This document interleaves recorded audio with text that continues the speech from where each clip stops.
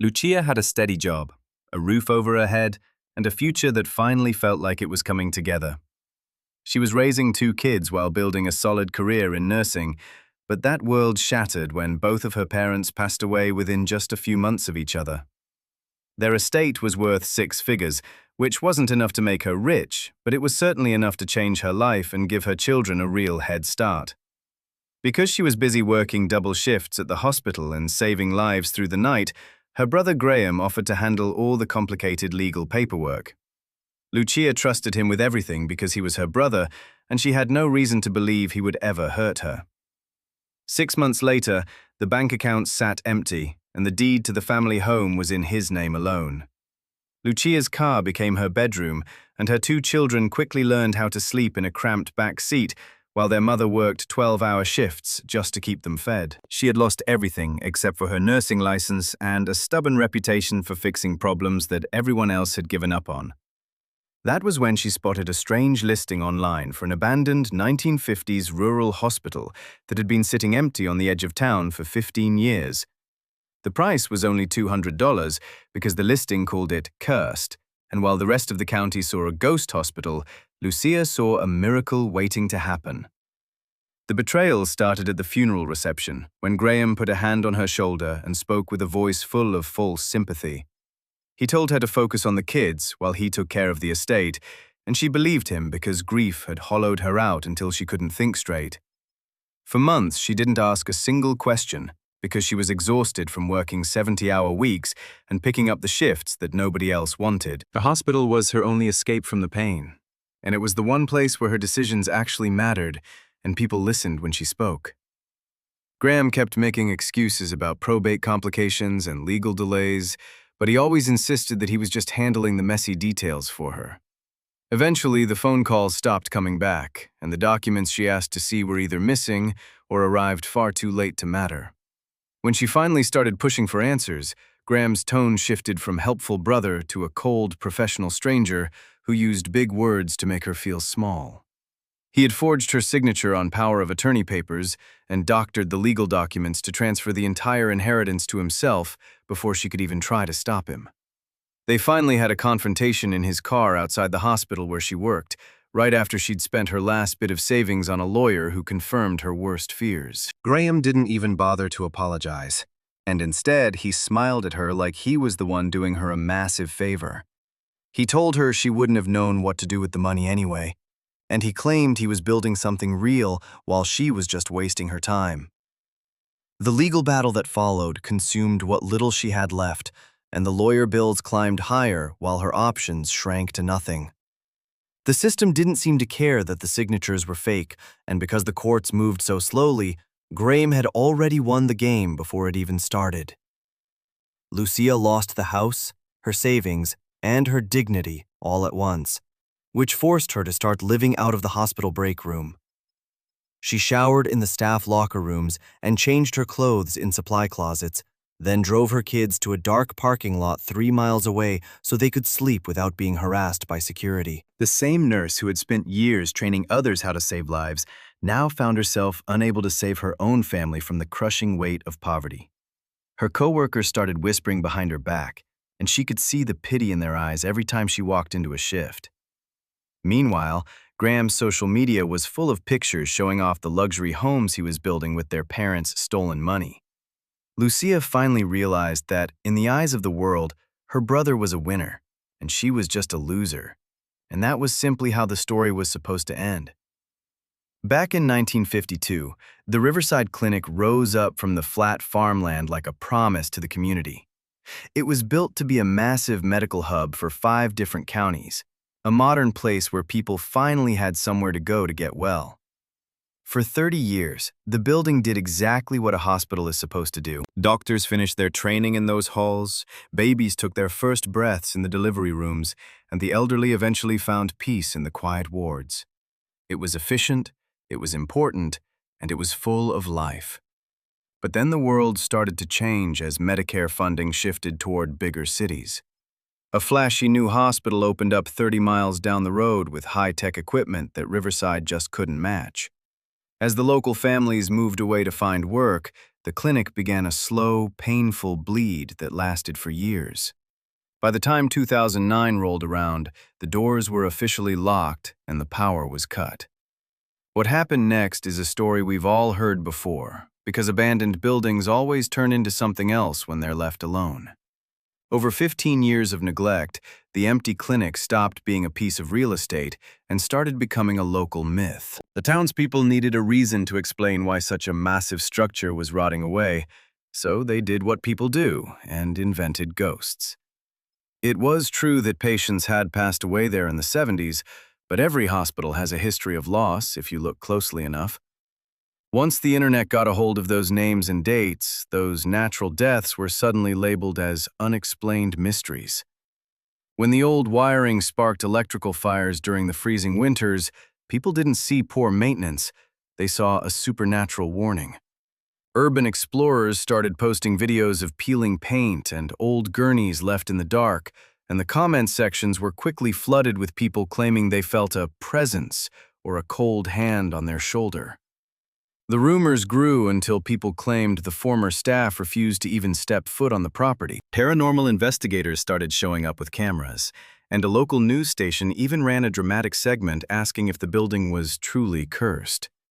It wasn't cursed, of course, because buildings that aren't cared for simply fall apart under the weight of physics. Still, the town preferred the ghost story over the boring truth of decay. Eventually, the property popped up on a county auction site with a starting bid of just $200. There was no inspection required, and the sale was strictly as is, which is usually a massive red flag for any buyer. The realtor's description sounded more like a plea for help than a sales pitch, admitting that the place had sat on the market for 3 years because nobody wanted to touch it. Lucia found the listing at 2 in the morning while she was sitting in her car, scrolling through her phone while her children slept in the back seat. She was desperate for a miracle, or at least a roof that cost less than the few dollars she had left in her pocket. When she saw that price tag, her hands started to shake, and she realized the address was only 15 minutes away from where they were currently parked. She drove out there the very next morning, while a thin, cold snow was beginning to dust the windshield. The clinic looked like a dark brick monument looming over the overgrown weeds, its black windows staring back at her like empty eyes. When her daughter asked if the building was really haunted, Lucia looked past the shadows and saw the truth that everyone else was too terrified to acknowledge. "No," she told her kids softly.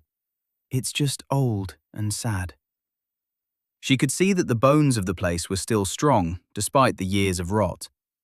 The foundation hadn't shifted, and the internal systems were just sitting dormant rather than being completely destroyed. Having worked as a nurse for years, Lucia knew the difference between a patient who was dying and one who was just waiting to be woken up.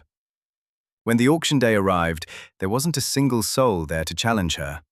There were no developers or investors, just Lucia and a tired county official in a quiet room signing over the deed for the price of a tank of gas. For $200, she walked away with a building that had once cost millions to create. She owned a hospital now, but to the rest of the world, she just owned a ghost. Lucia officially moved her family into the administrative wing on a Tuesday afternoon.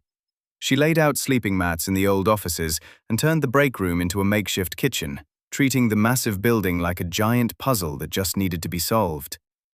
To her kids, the echoing hallways and empty exam rooms felt like a grand adventure at first. They were too young to realize they were sleeping in a place that the entire county viewed with a sense of dread. The first sign of haunting happened late at night when the basement lights began to flicker in a rhythmic, pulsing pattern. If you were already looking for a sign from the beyond, it looked exactly like a spirit trying to communicate. Lucia didn't panic, but instead grabbed a flashlight and used the basic electrical skills she'd picked up over the years to trace the wires. She found exactly what she expected: corroded connections and water damage from a roof leak that had been dripping for a decade. It was a matter of physics, not a message from the dead. She started keeping a log of every strange occurrence, not because she wanted to prove a point, but because she needed to understand the mechanics of her new home. When the neighbors talked about hearing screaming coming from the upper floors, Lucia climbed the dark stairwells to investigate the ventilation shafts. She discovered that the wind whipping through the broken fans created a high-pitched wail that could easily terrify anyone who was already scared. The loud bangs in the night were just old pipes expanding and contracting in the cold, which is just the way an old, neglected building talks to itself. Her years of medical training became the lens through which she viewed every repair.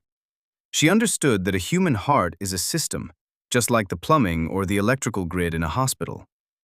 When she felt cold spots on the second floor, she didn't go looking for a ghost hunter or a medium. She looked for the missing insulation and the broken window seals where the heat was escaping into the winter air.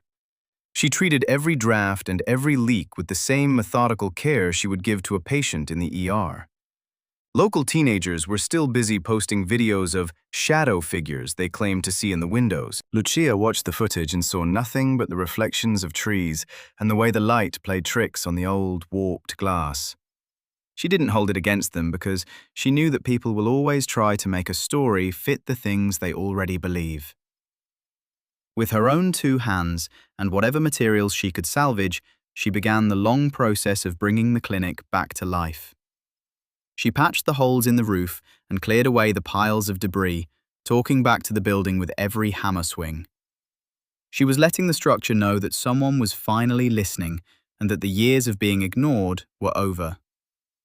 As the weeks passed, the neighbors began to watch her progress from the street. The skepticism that had once defined the town started to turn into a quiet kind of respect. They stopped whispering about curses and started talking about the ambitious woman and her two kids who were fixing a ruin piece by piece. It was a new kind of story for the town, one that replaced fear with a little bit of hope. Lucia hadn't bought the Riverside Clinic to be a hero or to debunk a legend.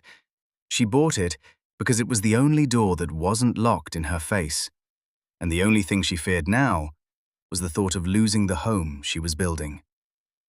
2 months after she took over the hospital, Lucia finally started the structural assessment she had been putting off for weeks. It wasn't because she was afraid of ghosts or urban legends, but because she was terrified of the asbestos and old insulation that could kill a person just for breathing the air.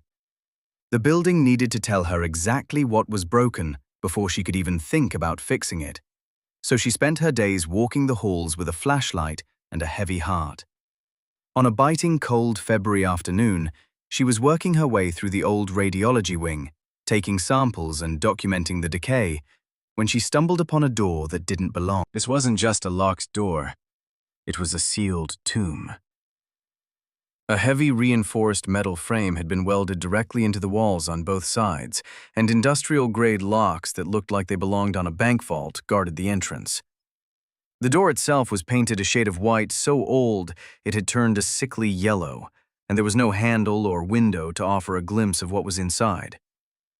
It stood there in the silence, sending a very clear message that someone, a long time ago, had gone to great lengths to make sure this room stayed closed forever. When she dug through the hospital records, the information she found was frustratingly vague and offered almost no real answers. The files only mentioned radiology storage or imaging archives, though a maintenance note from 1963 did mention something about lead-lined containment. That specific phrase caught her attention immediately, because when you've spent your entire life in and out of hospitals, you learn that lead is only used when something is truly dangerous. Back in the late 50s and early 60s, this facility was considered the absolute peak of medical technology. It was a time when medical advancement came with a heavy price tag, and while X-ray technology was revolutionary, it was also lethal if the people using it weren't careful. The lead lining in those walls wasn't just there to block radiation during a routine procedure, but was instead designed to protect the outside world from whatever was being kept behind that heavy metal door. What the builders had accidentally done was create a perfect time capsule that had been sitting undisturbed for over half a century. Lead is a remarkable material because it doesn't just stop radiation, it also blocks out moisture, temperature swings, and airflow. Because that room had been sealed tight for 60 years, it became a flawless preservation environment where no humidity or decay could reach the contents. Whatever had been left inside was sleeping in ideal conditions, protected from the rot and contamination that had claimed the rest of the abandoned hospital. The lock mechanism was thick with corrosion, but Lucia could tell it wasn't actually broken, so she sat down to work. She spent 3 hours picking at the metal with basic tools and a lot of patience, figuring out the inner workings the same way she understood anything mechanical, through quiet attention and repetition. When the metal finally gave way, it let out a high-pitched scream that echoed through the empty wing, and the door swung inward. The darkness inside was so thick it felt like a physical weight pressing against her chest. As she stepped into the room, her flashlight beam seemed to disappear into the void rather than illuminating the space. The air felt different on her skin. It was cool, dry, and completely untouched by the passage of time. Her hands were shaking as she realized that something incredibly important had been waiting in this darkness for decades, just waiting for someone to finally find it. The walls were lined with rows of gray metal filing cabinets that were covered in a layer of dust so thick the labels were impossible to read. Metal boxes were stacked carefully along the back wall, and they were all sealed with wax tape from an era when people took preservation much more seriously than they do today. Seeing that wax told her these boxes were old, perhaps even older than the hospital's official opening date, and she felt a knot form in her stomach. She reached for the first box and peeled back the seal with trembling fingers. Inside, she found dozens of photographs showing medical staff from the 1950s, their faces looking young and proud in their crisp white coats and surgical masks. There were patient records and images of strange procedures, along with x-rays that were labeled with cold identification numbers instead of actual human names. Beneath the ledgers and financial records, she found something much more personal. Letters and documents written in handwriting that looked both urgent and incredibly careful. Lucia's fingers shook as she pulled out a letter dated 1967 and tried to make sense of the dense, frantic script. She couldn't piece everything together yet, but certain phrases like subject, exposure protocol, and discretion required jumped off the page and chilled her to the bone. She sank down onto the cold floor of the lead-lined room, keeping her flashlight steady as the weight of the discovery finally hit her. She hadn't just bought an old, abandoned hospital at an auction. She had inherited a dark family secret that was never supposed to see the light of day. The ledger she held felt less like a book and more like a confession from someone who could no longer keep a secret. Lucia sat there on the freezing floor with her flashlight propped against her knee, reading through entries that should have been burned decades ago. The handwriting was precise and clinical, documenting a series of events that looked like medicine but lacked even a shred of human mercy. One entry for Subject 47 detailed an exposure protocol from November of 1963, noting a dose of 850 millirems and claiming the patient tolerated it well. The numbers just kept going, page after page, listing hundreds of entries where human beings were reduced to nothing more than a data point. Each line represented a life-altering decision made by a doctor with a degree and a name, someone who signed their work as if they were just filling out a routine grocery list. She pulled a stack of correspondence from the box and saw letterheads from the National Institutes of Health. The tone of the writing was disturbingly cordial and bureaucratic, and it sounded like men discussing the weather rather than the unthinkable things they were doing to people. One letter mentioned that they had successfully expanded the radiation parameters and that subject compliance was still satisfactory. The writer emphasized that discretion was the most important factor and recommended that they continue funding the project for the next phase. Lucia's breath hitched in her throat as the full picture started to come into focus. This hospital wasn't just a place where people came to get better, it was a hidden laboratory and an experiment site for the government. It was a place where they tested the limits of what the human body could endure, and the people running the hospital were paid handsomely to make sure the truth stayed buried. Then she found the photographs, and they were even worse than the cold numbers in the ledgers. She saw specialized equipment designed for controlled radiation exposure, and medical staff wearing heavy lead aprons while they administered the doses. The patients in the photos didn't look like volunteers. They looked like confused, frightened people who were just trying to cooperate with the doctors they were supposed to trust. There were real names buried in those files. Names like Dr. Harold Brenner, and Administrator James Kelton. These were the people who decided that scientific progress was worth more than the lives of the vulnerable patients in their care. They had signed their names to these crimes and kept meticulous records, likely believing that their secrets would stay hidden behind those lead-lined walls forever. The patient files were the most heartbreaking part of the entire discovery, because of how deliberately the truth had been twisted. People were admitted under false diagnoses like routine examination or preventive imaging when they were actually being subjected to dangerous levels of radiation.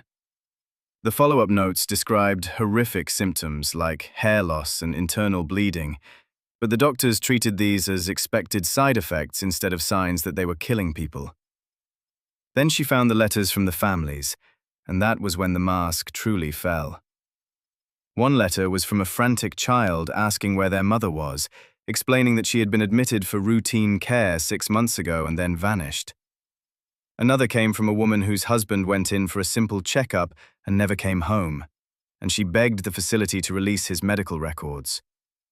None of those letters were ever answered with the truth, and the hospital only sent back cold, form responses full of fake regrets. They claimed they had no record of admission, acting as if deleting a name from a ledger was the same thing as making the person's suffering disappear.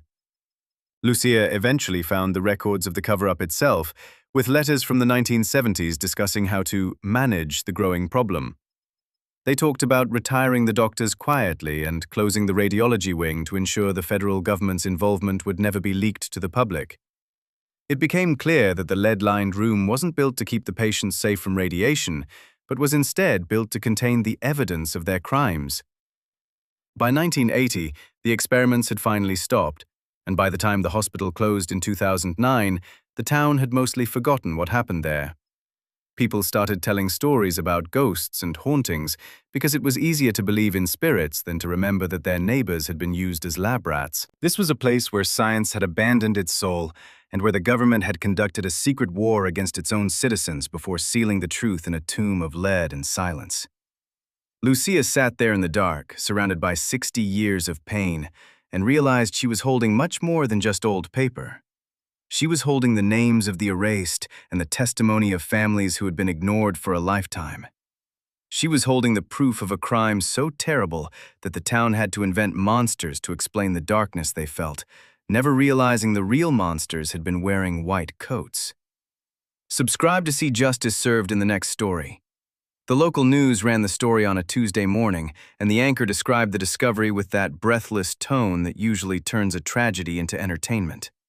They called it a historical archive found in an abandoned hospital, but the words they used felt like clickbait. Medical experiments, government secrets, and evidence sealed away for 60 years were all part of the broadcast.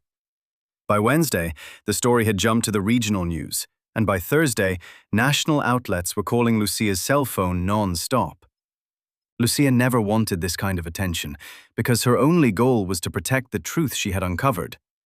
But the story had already escaped into the world, and she quickly learned that you can't seal something back into the darkness once the light gets in. On Friday, Graham saw the story. She knew he'd seen it because he called her, and his voice sounded different than it had during the theft.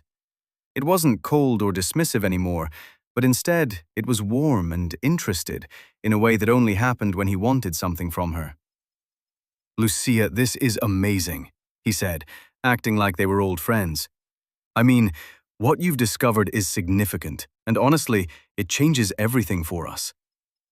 She didn't say a word. "Listen, I know things have been complicated between us lately," he continued, "but you need real help with this, like legal advice and media management. I've got connections and resources now, so we should really work together on this as a family." She hung up on him. He called back 3 times in a row, but when she didn't answer, he stopped calling and decided to hire a lawyer instead. The lawsuit arrived on a Tuesday morning in the form of a cease and desist letter. It claimed that Lucia's ownership of the property was fraudulent and that her $200 purchase violated county regulations. Graham even claimed he had a right to the estate that included the building, and his lawyer was the aggressive, expensive kind you hire when you don't care about what's fair. The irony of the situation was so heavy, it was almost funny to her. The same legal system that had helped him steal her parents' inheritance, the same courts, the same judges, and the same machinery was now being used to try and take the hospital. Graham was simply reaching back into his toolbox for the same tricks that had worked the first time. Lucia understood exactly how this could end, especially since she had already lost one major legal battle against him. But something was different this time around. The discovery wasn't just her little secret anymore, because the media was watching every move she made. Historians and researchers were calling her for access, the university reached out with questions, and even the National Archives sent a representative to her door. And then the vultures started to circle. Private collectors began offering her cash for individual documents, while pharmaceutical companies suddenly wanted to secure the sensitive materials. A military contractor even expressed interest in a partnership for historical preservation, and government agencies that Lucia suspected were tied to the files became very interested in where those documents were kept. Everyone wanted to manage the archive, and everyone wanted a say in how the story was told. Lucia started sleeping in the lead-lined room, not because she was losing her mind, but because she realized that paranoia is just another word for paying attention to real threats. She held the evidence in her hands and understood that power comes from access, and she knew how easily that access could be taken away. Her kids started asking questions that she didn't have any good answers for. They wanted to know if they were going to lose this home too, and the fear in their voices reminded her that the trauma of being homeless was still a living presence for them. She told them no, and she meant it. But the lawsuit kept moving forward with depositions scheduled and lawyers calling as the machinery began to grind. This time, however, she wasn't standing in the gap alone. The media had turned the narrative on its head, and Graham's aggressive legal stance started looking like exactly what it was: a man trying to steal a building full of evidence about government crimes. Public opinion shifted in her favor, the university pledged its full support, and historians began signing letters of protest. Families of the victims even started reaching out because they wanted their relatives' names restored to history. For the first time in her life, Lucia had something that Graham could never buy. She had witnesses. The university sent a team over in March, but they didn't come with guards or lawyers. They brought archivists who treated the old documents like they were sacred objects, which was exactly what they were to Lucia. Each photograph was carefully lifted from its dusty box, and every ledger was photographed page by page until the lead-lined room became a controlled research space where the hospital's darkest secrets finally came into the light. Lucia made the one decision that mattered most by ensuring the archive would be accessible to the public. It wouldn't be locked away in a private collection or sold to the highest bidder, but instead, it would stay open to researchers and the families who needed to know what happened to their loved ones. The historians began the long work of identifying the subjects by name and contacting their descendants to restore their humanity. A woman named Eleanor Carver had been admitted in 1964 for routine imaging, but she ended up dying of cancer at only 34 years old. Her daughter finally found her mother's file in the archive after 60 years of wondering, and now she had the proof of exactly what had been done to her. Story after story began to emerge as family after family found the truth they had been seeking for decades. A memorial fund was established with the help of the university, and Lucia insisted that the names of the victims had to be carved into stone. She wanted them placed where people would be forced to see them and acknowledge that these were human beings rather than just test subjects. The hospital began to transform from a cursed building into sacred ground. It became a place of reckoning and remembrance where researchers, medical ethicists, and descendants arrived from all over the country. The building that had been haunted by a heavy silence for so long was now alive with the sound of people giving testimony. Lucia eventually converted the administrative wing into a small rural clinic where her nursing license actually meant something again. She spent her days treating patients and training other nurses, effectively turning a place of experimentation into a place of genuine healing. Graham's lawsuit collapsed without much of a fight. The discovery process would have required him to answer questions about his own history of deception, including the forged documents and the stolen inheritance. His credibility evaporated instantly, and the case died when a lawyer sent a simple email with a motion to dismiss. He never showed his face at the hospital again.